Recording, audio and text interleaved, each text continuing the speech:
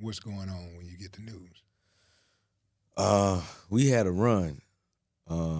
Me, man, Lawrence Killebrew. We toured together. We had a run set up. So we were supposed to do. Well, we did. The run was Louisville, Kentucky, and then we were going to drive to Des Moines, Iowa. Then from Des Moines, Iowa, we were going to go to Kansas City. Then we were going to go to Omaha, Nebraska. Then I was going to fly to Tampa, Florida, and do the weekend show there at Tampa Improv. So we did Kentucky. We did Des Moines on the 11th, October 11th.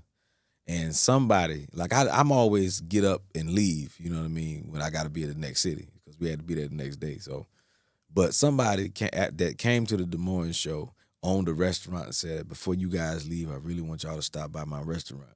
Lawrence was like, man, all right, man, I really want to stop by. He was, all right, cool. We went by the restaurant and I ate, and literally after I got through eating, no sooner than I got through eating, my mother called me, and when I answered the phone, she just said he's gone because he had been sick. You know what I mean? So she didn't. Was he in the hospital? Nah. Was he in hospice? Yeah. Well, he was at home. He was at home in hospice. Yeah. Well, see, the thing is, he had a procedure done, and he was actually supposed to be recovering. Okay. But he had told my mother, I think it was before or right after he had the procedure done. My mother was like, well, you got it done, and you're going to recover, you're going to be okay, everything is going to be all right. Because she was like, he started even looking better right after that. And on the way home, he told my mother, he said, no, that's not what's going to happen. I'm not going to recover. He said, he told her, he said, I'm going to get tired, and I'm going to start sleeping a lot, and I'm going to die. And she was like, nah, don't say that, but that's exactly what happened. He just started getting real tired, and he started sleeping a lot. And because the last time I saw him, he was just in the bed sleeping. And I didn't want to wake him up because of his sickness, he had a lot of things going on. He did not have a good night's sleep for 5 years. And he was very irritable, and it kind of made him somewhat miserable because imagine not being able to sleep for 5 years. Like, you sleep a little bit, but not really sleep for 5 years, a good night's sleep. So, but that's what happened. It was in the middle of the day. I was in Des Moines. Once she told me that, so then I found the last flight. God worked it out because I found the last flight from Des Moines to Charlotte. And that flight was supposed to have gone. But I got to the airport in time. I got to the desk, and I said, I need to get on, this flight to Des Moines, Iowa. And she was like, well, lucky for you, the flight's delayed.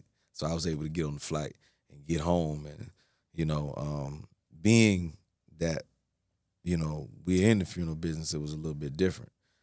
I came home, and I went home, saw my father laying in the bed, and that was the most peaceful I had ever seen him.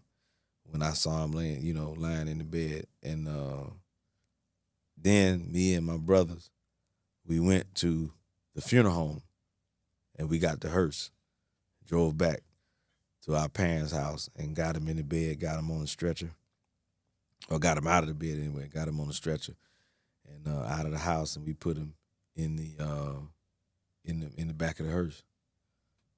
So that was October 12th, 2022.